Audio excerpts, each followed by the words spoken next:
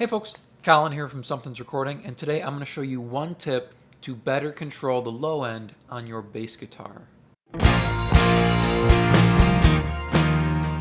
We're going to be talking about low end and bass guitar today, but before we dive in, if you're ready to go a little bit deeper into the mixing process as a whole and really start to hone your workflow as an engineer, then I have just the thing for you. It is my 7-step mixing checklist. It's a simple PDF that will guide you through the entire mixing process, step by step, to help you get professional and radio-ready mixes without any more hassle and without any more guesswork. It is completely free, and you can download it below with the link in the video description. Now let's jump in here and take a look at this bass guitar.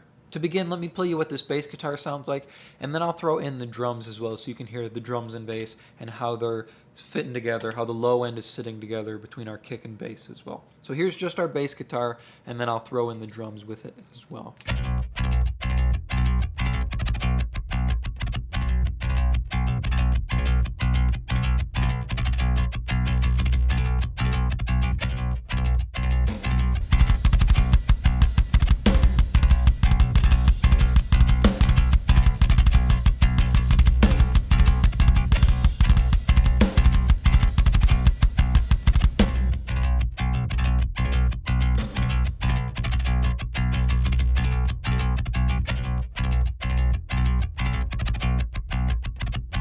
You can hear it's a very fast part, a very aggressive part, and you can probably tell by the drums, it's a heavy song. It's a big song, so we need a lot of big low end on our bass guitar, and we need it to be consistent, especially through all this fast playing and all these riffs. We don't want our low end to be coming and going. When he really digs in, we get more low end if he hits a note louder, but if he hits a note quieter as he's playing these fast riffs, we get less low end. We don't want any of that. We want our low end to be consistent and powerful throughout this entire track. That's what we're going to talk about today here. And what we're going to use to get that is a multi-band compressor. We're going to use a multi-band compressor on our low end here to compress our low end and keep it even and powerful. So once we get it even, we can pull it up and sit it right where we want it, and it won't move. It'll be there, and it'll be big throughout our entire track. Let me play you one more time the bass guitar, and I'm going to turn off our multiband. I want you to focus in on our low end here, so pay attention to what happens to our low end when I turn off the multiband compressor here.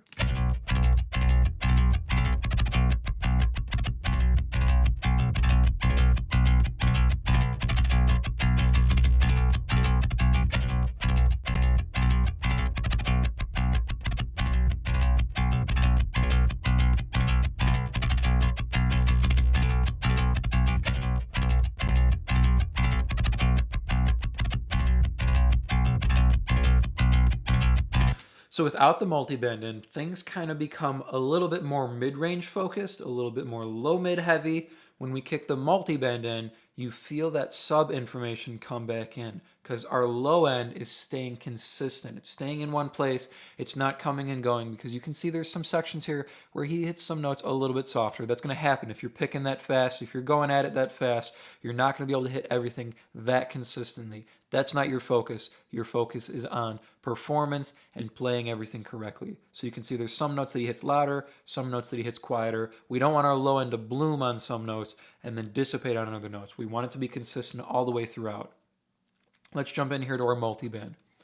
The settings here for our multiband, we're only using this bottom band here. So everything below about 180, 180.5 hertz here.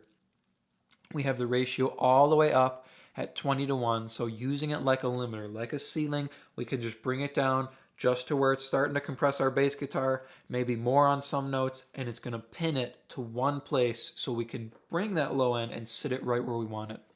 Fastest attack, fastest release. Our knee is not all the way soft, but a softer knee here, 1.5 dB on the knee. Not adding any global gain here, we're adding gain on the output of just this band. So we compress that band to get it even, to get it solid, and then bring just that band up to where it was before or where our low end was before. Get it sitting right, and we don't want to bring up everything else. So our gain there is normal, and then everything else here, our threshold is set at the high point, 2-to-1 ratio. We could set those at 1-to-1 if we wanted to, just to make sure they're not doing anything and that no compression is happening, even if anything comes up and hits any of these thresholds. 100% mix here. And I'll just play this one more time, and I'll A-B this multiband, and you can hear the compression it's doing, and you'll be able to see it too. So here's, if we're on this band here, here's the compression, the gain reduction for this band, and then you'll see the overall gain reduction over here, which is just a slightly smaller volume range here. Take a listen, and I'm going to A-B this multiband one more time.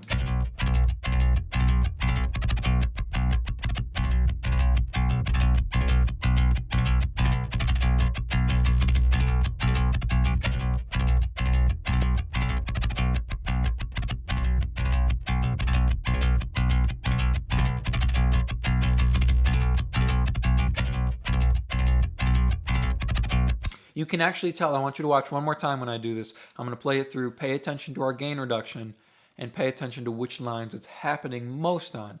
It's happening most on the louder lines, right? So those bigger points where he digs in a little bit more and we get a little bit bigger bloom of low end, that's where it's pulling it down. And then these quieter lines, it's not attacking those as much. That way we even out our low end presence to get it at one level, and then we can bring it up to sit it where we want it. One more time, just pay attention to our gain reduction and the lines it's happening on.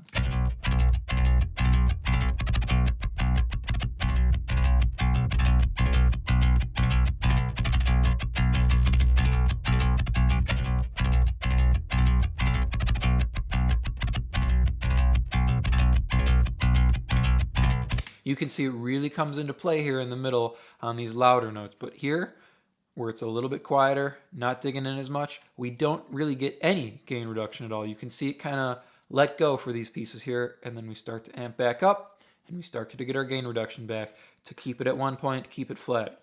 I'm going to solo up just this low band here so you can hear just the frequency range that we're focusing in on.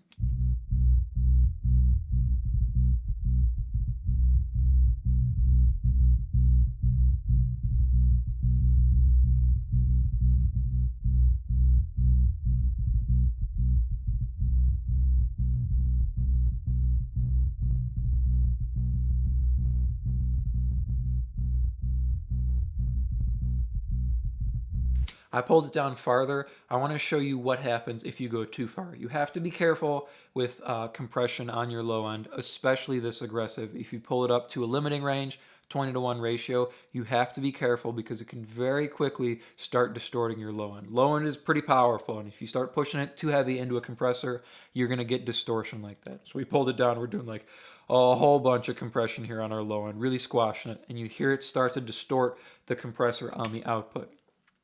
Let's pull it back here to where it was sitting before. You'll hear the low end start to come back in, you'll hear it start even out, and you'll hear that distortion on our low end start to disappear, but we're still doing compression to keep it even.